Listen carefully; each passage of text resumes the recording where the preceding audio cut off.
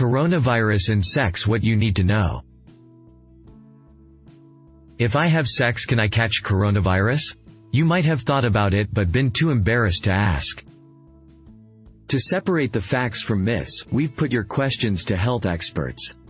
In an ideal world, everyone would stay 2 meters apart, even in their own house, but we realize this may not be realistic. Alix Fox: it's also really important not to assume that if you are experiencing mild symptoms of coronavirus, it will be the same for your partner. Alix Fox: don't forget as well, some people who are carriers of the virus won't have any symptoms. Dr. Alix: if you've kissed or been in contact with someone who you think has gone on to develop coronavirus, make sure you self-isolate. Only call the 111 service if your symptoms are so bad that you need medical support from us.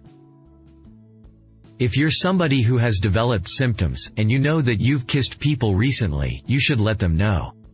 And even if you've kissed someone and they've got symptoms and you haven't, you should also self-isolate. We want to cut this back to the absolute minimum.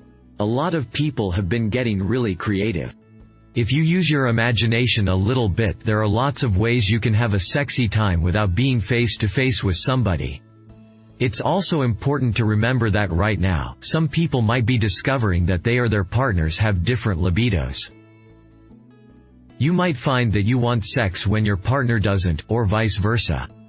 If you are already on regular medication to manage HIV, and you have a good CD4 count, number of white blood cells to fight infection, and an undetectable viral load, the amount of HIV in the blood, then you're not considered to have a weakened immune system.